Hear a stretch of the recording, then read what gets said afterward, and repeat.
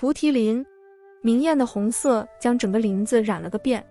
白衣少年在一棵树下坐了下来，华美浓重的红色将他的白衣映衬得更加雪白，看上去甚至有点苍白。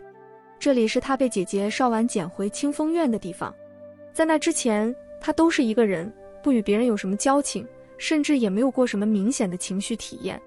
邵婉说，见他一个小男孩独自在林子里躺着，小脸又瘦又白，气息也起伏不匀，多半是无父无母的孤儿，怪可怜的。而他最见不得小孩子受苦，一时爱心大发，就将他带回来了。他起初并不感激邵婉，只觉得他多管闲事，自己在这林子里睡得好好的，就莫名其妙被他领走。他觉得这女人傻傻的。后来他发现邵婉果然傻，傻的甚至让他心疼。他用生命换来了爱人抛弃他的决绝，他死得值得吗？这里也是他把本来与他毫无干系的白凤九捡回清风院的地方。他不由自主地做了这件他曾以为很傻、很莫名其妙的事，大概是想念姐姐了吧。他觉得在感情方面他也不甚精明。他听说他曾为了那个人自断一尾，任他如何推拒，如何打击他的热情，他依旧不顾一切要与他生死相随。他还听说那人在他之前还养过一只小狐狸，很喜欢那狐狸。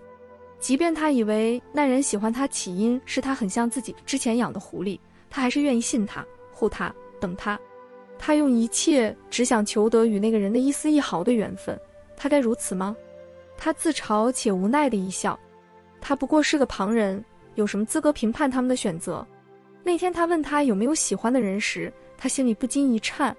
从前他以为喜欢一个人这件事跟他搭不上边，如今他却觉得喜不喜欢都没什么意义，喜欢反而让他更加摇摆不定，一颗本该满是仇恨的心变得柔软，更加因为他对另一个人的痴心不悔而心伤痛苦，还害怕他终究会被那个人伤害。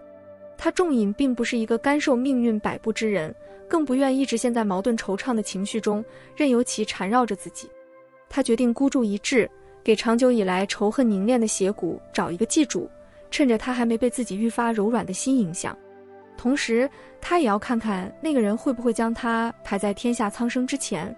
若会，他也能放心放手，再无牵挂；若不会，他便亲自拼尽全力，以护他周全。13天太晨宫，一袭紫衣，浩浩银发的帝君正盘腿坐于榻上。他鹰眉微蹙，星眸逐渐深邃，深邃中透出几分坚定。他的清视俊颜略显苍白，凉薄的嘴唇血色不甚明显。200年前，他感应到妙义慧明镜中的妖息有所活动，入梵音谷一番探查后发现妖尊并无苏醒迹象，只是慧明镜结界变弱，显出了崩塌之象。他想，这恐怕是由于他受了天罚，失去90%法力，没有足够的力量震慑结界导致的。于是他耗费了30%法力，30%修为，成功的将这一上古结界补缀修缮。事实上，自从梵音谷出来后，他只闭关了2年就修回了原有的法力与修为。200年来，他对外宣称闭功，对凤九隐瞒了出关的日子，日日早晚取心头血滋养3生石，顺便取1滴指尖血，加入黄参草炼化成丹药，每10年便差司命给凤九送1颗去，看着他服下才走。今日晨起，他刚刚取血祭过3生石，便察觉到了一丝异样，那正是来自于妙义慧明镜的异动。他立即去第7天的妙华镜前追踪到梵音谷，看到了那妙义慧明镜的异象，镜中暗红色的妖息似乎汹涌翻滚，正一丝一缕地渗出结界。他当时心头一震，暗道不妙，一个先遁回了书房。他盘腿入定，一番追魂术后，发现慧明镜果然遇见崩坏，其中的妖尊淼落正逐渐苏醒，从而加快了慧明镜崩坏的速度。淼落突然醒来，这原因他倒不甚清楚，只不过原来他修不好结界，也不过是延缓了他崩塌的速度，而不能彻底解决问题。眼下看来，这形势已然容不得他多加犹豫。帝君合上双眼，抬手念诀稳了稳仙力，然后睁开眼睛，站起身来，瞬间化作一道白色光雾遁去了。碧海苍灵，一方画则围绕着一汪碧海，本应是天地间最为世外桃源、钟灵毓秀之地，此刻却充斥着一片令人闻风丧胆的冷肃之气。狂风肆意急卷，天空早已变成玄色。高耸入云的巨大仙照透着茫茫白光，笔直矗立在画则之上，看上去坚毅威严。光照中只有2人，紫衣银发的神尊手执上古神兵苍河剑，与以百丈红绫为兵的红衣妖尊。凤九随着折颜白针跌跌撞撞地赶来时，9天星辰已陨落了大半，坠落的流星与透明光照融为一体，结成了美得摄人心魄的流星结界。仙照中的东华帝君正与妖尊秒落兵刃交错，你来我往的激烈斗法。虽然打斗中帝君明显占了上风，但那2人似乎都将尽力竭，有同归于尽的架势。凤九不太敢相信眼前看到的一切，苍白的小脸上眼泪不住落下，他震惊得竟说不出话。在他来之前，天族太子夜华、太子妃白浅、战神墨渊、3清神尊、4海水君连宋殿下以及一众天兵天将已经到了，却只能被帝君的仙照隔在外面眼睁睁地看着。姑姑白浅见侄女如此反应，慌乱中立马上前揽住她，轻轻拍着她的后背安抚着：“小九，没事的，放心，不会有事的。”凤九呆呆地靠着姑姑的肩膀，大脑一片空白。半晌后，她微微开口，声音沙哑却坚定：“姑姑，我要陪她。”白浅一愣，随即摇头道：“可是小九，这结界是帝君设下的，任何人都进不去。”凤九将目光投向结界里的紫色身影，那是他自从遇到就喜欢上的，深爱了900年不曾变过的人。他更加坚定：“我知道，等他打完，我想进去陪他。”白浅不再说什么，只是与一旁的折颜交换了一个眼神，叹了口气。星光结界中，红衣妖尊大势已去，周身的妖息已微不可见，百丈红绫似是失去了生命一般，再也活跃不起来。紫衣神君亦是撑着拼尽全力提手施法，将纯阳仙力注入苍河，化作凛冽锋利的剑气，直直朝秒落刺去。剑锋刺入秒落心口的一瞬间，红衣妖尊化为一团红雾，留下一道声音从结界中传到结界外：“秒落虽死，慧明镜中却还有妖息残留。帝座法力已然消耗的所剩无几，只可惜妾身看不到这后面的好戏了。”这似男非女的声音阴森透骨，令人不寒而栗。众人大惊失色，凤九更是眼睛也不眨地盯着结界中的东华。只见他有些吃力站起身，那深紫色的背影散发着坚不可摧的壮美之感。他除尘绝世的清俊，容颜苍白的透着冰冷的神色，好似他星河般的银发。他慢慢侧过头来看向结界外的凤九，眼里尽是不舍，不舍中又有几分决然。他嘴角微微扬起一个笑，这个笑在凤九看来满是凄然，凄然中好像还有一丝欣慰。凤九有个不好的预感，他紧紧望着帝君，泪珠一颗颗滚落脸庞，下意识地喊了声东华，便要冲过去。白浅和白针一把拉住凤九，他一边死命地挣扎，一边不停哭喊着：“东华，让我进去！”正在众人唏嘘不已之际，满天星辰急速坠下，同时伴随着一道紫色的光影闪过，天雷滚滚而至，狂风肆虐不止，百兽齐哀鸣，万物失光彩，碧海苍灵更是整个陷入炼狱般的绝境。星光结界随之消散，凤九终于挣脱开姑姑四叔的拉扯，用尽了他毕生的力量向颓然倒下的东华奔去。帝君倒在了赶到近前的凤九的怀里，俊颜更加苍白，却好像不想凤九担心似的，微微一笑：“九儿，不要哭，听我给你讲个故事。”凤九拼命点头，极力忍着不掉眼泪：“好，你说。4万年前，我从淼落手里救了一只小狐狸，见它乖巧可人，便带回了天宫。谁知有一日，这小狐狸竟变出了人身，偷偷吻了我。后来，这小狐狸走失了，我怎么也没找到它。再后来，大概是天意，这只小狐狸长大了，却又被我救了一次，它还傻傻地跟着我要报恩。谁知道抱着抱着，它就住进了我心里，再也不曾走出过。”凤九愕然失语，帝君从前养的小狐狸，竟就是他自己。可是他为何一点印象也没有？到底发生了什么？一时间太多疑问，可是他并不想去深究。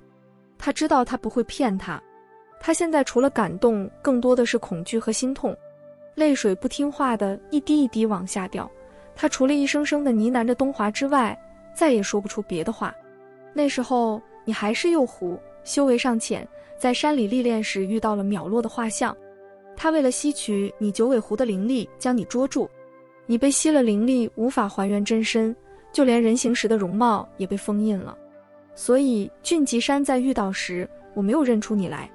后来我知道了你就是那只小狐狸，你却不记得我，以为你定是被我伤了心，不愿记起这回忆，所以我一直没提起过。凤九已然泣不成声，没关系的，东华，其他的都不要紧，只是你告诉我该怎么才能救你。帝君扯出一个明朗的笑容，九儿，无需做其他的，你抱着我就好。天空中厚厚的乌云没有任何散开的迹象，碧海苍陵依旧被这骇人的阴沉笼罩着。众人早已震惊无语，心下只剩连连悲叹。谁都看得出这种种天象是什么意思。东华帝君为了四海八荒牺牲自己，散尽修为，以元神补缀了他亲手所造的妙义会明镜，封印了其中残存的妖息。而那青丘女君素来对帝君情深意重，此番情景下怕是悲痛欲绝了。经历过相似遭遇的白浅深知凤九此刻的心情，他没有过去劝他看开点，劝他不要哭，只是在不远处静静地看着自家苦命的侄女，不由得也为他落下泪来。远处一袭白衣随风飘荡，刚刚发生的一切都被收进了白衣少年的眼里。那额间开着一朵凤尾花的少女的泪流进了他心里，他流了好多泪，多的已经将他的心完全淹没了。东华帝君于碧海苍陵大战妖尊秒落的同时，玄之魔君聂出银集结了400万魔族将士，挥兵向天族发难。魔族兵马大举压制西南荒与青丘南荒边境，原在碧海苍陵观战的天族太子太子妃以及各位尊神带着天兵天将立即赶往南荒。碧海苍陵华泽之上，凤九抱着东华，眼睛眨也不眨地看着他愈发空洞却依然好看的双眸，仿佛一个不留神就再也看不到。帝君微微哽咽，九儿，你相信我吗？凤九拼命点头，我信你。帝君笑了，他费力地抬手抚上凤九额间的凤尾花，片刻后他声音很轻，却似初见时一般爽朗地说道，那就什么也不要想，好好等我回来，可好？凤九看着他，红红的眼睛里汪着即将溢出的泪，却也笑开。好。狂风大作，天雷低吼，碧海苍陵中拥抱着的一对男女，却犹如置身于只有他们两人的世界，安静美好，时间停止的世界。南荒白水山下，魔族士兵与天族将士激烈交锋。天族这边，战神墨渊及一众昆仑虚弟子，天子夜华、太子妃白浅、四海水君连宋、青丘狐帝为首的几位上神以及10里桃林的折颜都在场，这阵仗可是比当年弱水一战都大。而魔族这边，除了几百万的将士之外，只有一个玄之魔君聂出银。魔族此次挑起战争，可谓杀了天族一个措手不及。得知这一消息后的天君其实是懵了的，不过天君就是天君，懵也没懵多久，立刻派了200万天兵天将随战神墨渊去了南荒。从这个数字上可以看出，天君没把魔族的进犯当回事，心说你这一时兴起就敢跟我天族较劲，真是不自量力。然而当天书来报说我们200万兵马差不多全军覆没，现在墨渊上神和几位神尊正死扛着的时候，天君彻底懵了，当即又派出了500万兵将前去白水山支援。他纳闷得很，这聂出银平常也没什么本事，不过是野心大了点，在魔族7军里虽说是佼佼者，却也不敢也没有实力出来跟天族抗衡。这好端端的到底发生了什么事？难道是天意要颠覆我天族？另一边，身处白水山以战神墨渊为首的几位上古神尊见多识广，看这态势似乎察觉到了什么。只不过沉睡了7万年后再次醒来，墨渊上神修为尚未完全恢复。看这魔族将士攻势猛烈凌厉，不到半日便将200万训练有素的天兵杀得溃不成军。众上神合力抵挡，也只是缓解了彻底败北的局势，并没有起到什么力扭转局面的作用。我乃天族司战之神，交给我吧。夜华，你与几位神尊留在这里，替我看好昆仑虚弟子。墨渊上神给了太子夜华一个眼神。话毕，未等众人做出反应，墨渊飞身绕过厮杀的天魔2族士兵，直抵战场另一端的聂出银面前。魔君此番攻打天族，想来是做好了准备，不知魔君可愿再下一决高下？聂初银直直盯着墨渊，邪魅地笑着，若我赢了怎么说？若魔君赢了，在下。聂初银打断了墨渊的话，不必多说，结果都一样，你是赢不过我的。话音刚落，聂初银双眼露出阴厉的红光，两手空空，不使任何兵器，只是抬手一挥，一股尖利的魔气从他手掌窜出，以迅猛之势扑向几步开外的墨渊。墨渊一个闪身，祭出轩辕剑，与那玄之魔君展开了拼杀。夜华，这玄之魔君平常不显山不露手，如今怎地如此厉害？白浅望着远处你来我往过招的二人，十分焦急。浅浅别急，大哥好歹也是上古神奇，还有那神兵轩辕剑，聂初银占不到便宜的。夜华嘴上安慰白浅，心下里也是有些慌的。折颜和胡帝白芷交换了一个颇有意味的眼神，转而向白浅说道：小五，你也不必忧心，那聂初银毕竟是一个人，我们这有这么多老神仙，还怕他不成？就在众人你一言我一语地讨论着眼下该如何应对时，墨渊已落了下风，堪堪只能抵挡对方的攻势，更别说进攻。聂初银这边看上去并没有费什么力气，见墨渊招招防守，他凝聚法力一挥掌，带着强大魔气的掌风竟生生破开了墨渊的防御。只听得砰的一声巨响，魔气撞击在了墨渊的仙罩之上，即便有仙罩挡着，墨渊也被这一掌震得喷出一口鲜血。他一个踉跄，一手撑着轩辕剑，稳了稳气息，刚要重新再战，忽然被一只大手扶住了，是胡帝白芷。白芷沉声道：魔族毕竟是在我青丘境内生事，上神且让我先会一会这玄之魔君。同样的，没过多久，白芷也是一口血。余下的各位神尊纷纷上来与聂初银一番打斗，也纷纷都负伤败下阵来。聂初银狂傲地仰天一笑，哈哈，天族也不过如此，什么战神，什么胡帝，从今以后四海八荒没有什么天族青丘，只有魔族，只有我聂初银。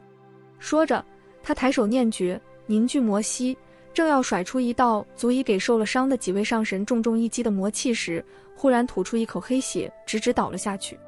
众人一惊，只见那倒下的聂初银身后站着一个一袭白衣的男子。那个男子姿容超凡，却面无血色，一样暗黑色的血迹挂在他的唇边。他一手按着胸口，一手施着咒法，红色的魔息源源不断地从聂初银的心口流向他的体内。待魔息完全流入，他又喷出了一大口黑血，血染上了他原本干净洁白的衣袂。东华帝君是昔日的天地共主，虽将君位禅让给天族，又久居13天太晨宫。他老人家如今魂飞魄散，天宫中有人提议将他的仙身下葬在36天无望海。太子妃白浅怕自家侄女伤心，撺掇夜华建议将帝君留于碧海苍陵。本来帝君就不属于天族，那碧海苍陵也是帝君化生之地，这么一来也算是落叶归根。太子殿下言之有理，谁也不再有什么异议。碧海苍陵华泽之上有一处树院，没有名字牌匾，也略有些简陋，大概这就是东华化生之后生活的地方吧。凤九将东华的仙身放置于屋内卧榻上，替他盖好被子，仿佛他会觉得冷一般。他伸手抚上他的侧脸，没有一点温度，他的手一颤，心也一颤。他仔细打量着静静和睦躺着的东华，他还是这么好看，皮肤白皙，轮廓分明，犹如白玉雕刻一般的容颜，浩浩银发从榻边直直垂下，宛如9天银河般熠熠生辉。即便是躺下也如此伟岸的身躯，纵使睡着也带着天下霸主的气质。会回来的吧？姑姑的墨渊师傅睡了7万年，姑父夜华睡了3年，可是他们都醒了，所以东华也一定会回来的。凤九一直守在榻边，寸步未离。3日后，碧海苍陵的这栋小院门前排了一条3丈长的队伍，队伍后面跪了一大片仙官仙伯。对手是太子夜华和太子妃白浅，旁边是3殿下连宋，他们是奉天君之命来拜过东华帝君的。凤九之前在这院子外设了仙帐，众人一到他就有所感应。他出门扫了一眼各位来人，礼貌地行了个礼道：青丘白凤九见过太子殿下，见过太子妃娘娘，见过3殿下。白浅见凤九眼睛又红又肿，小脸也瘦了一圈，心疼不已，顾不得什么礼数，一步上前握住凤九冰凉的小手，小九，你一直守在帝君旁边，一定累了吧？我们来拜一拜帝君，你且先休息一会吧。帝君他又没死，你们拜他做什么？凤九有些激动。白浅语塞，夜华刚要说明，连宋拽了拽他衣角，向凤九说道：女君你误会了，帝君曾是这天地的主人，如今又为四海八荒的太平大战邀尊而沉睡。我天族感帝君之恩德浩渺，特此前来拜谒。凤九听了垂下眼眸，默默让到一边。白浅向夜华使了个眼色，示意他带着众仙前去叩拜，而他也要好好劝劝小九。白浅将凤九拉到一边，紧紧握着他的手，轻声说道：小九，你可知帝君此番已是修为散尽，元神湮灭？凤九木然看着姑姑，小九知道。那你可知他？白浅顿了顿，还是说出了口，他也许再也醒不过来。太子夜华刚刚想说的也是这个意思。帝君以元神补缀妙意会明镜，同时封印里面的三毒浊息，这比起7万年前墨渊上神以元神封印擎苍的严重程度有过之而无不及。其实昨日折颜来过，他已将这情况尽数告知凤九，只不过他不肯相信罢了。凤九出了神，想起了昨日折颜对他说的话。折颜说，那日东华突然现身桃林，说他将要与淼落一战，虽然他法力已经恢复，却不清楚淼落到底程度如何。他做了最坏的打算，本想如果他羽化，就让我偷偷给你灌下一碗忘情酒，可他却不知这忘情酒一生只能饮一次，你已经饮过一次，再饮也无甚作用了。我喝过忘情酒。凤九愕然。不错，你3万岁时曾经有过一次情伤，问我要了忘情酒喝下去了。折颜叹了口气，看着他说道，本来我也是不知道谁令你心伤，那天东华来找我，听了他说的我才知道，原来你3万岁时就遇到了东华，那时你被淼落画像封印了原身和容貌，他并不知道你是谁，你喜欢上了他，在他宫里做了灵宠，有一日却忽然不见了踪迹。后来他喜欢上你，发现你竟是之前那灵宠，他猜测大约是姬恒做了什么让你误会，你便离开天宫，还将这段往事忘得一干二净。唉，一切都是天意。折颜见凤九错愕失语，继续说道，我告诉他你饮过忘情酒，再饮也无用，他还是去了，为了天下苍生。当年墨渊元神消散，你姑姑为了他7万年的心头血，又找来了结魄灯给他重聚元神，他才能醒过来。他生于天地，但是不用心头血滋养也能保仙身不坏，只不过世上再也没有结魄灯，他极有可能再也活不过来。如今姑姑也这么说。凤九一愣，随即双眸暗淡下去。他累了，睡就是，我等他。这也许是他的宿命，也是他的宿命。他知道他再也不能忘记他，却别无选择，还是要战。当时他心里一定很苦吧。凤九不心疼自己，却很心疼帝君。他知道，即便当初他一次次狠心推拒他，他也从来没骗过他。他也知道，虽然他曾说过他们没有缘分，却也一直记得他对他的每个承诺，从不食言。这次他要他等着他，凤九了解，以他的性格，要么打死不说，只要说了就一定会做到，所以即便再难，他也一定会回来。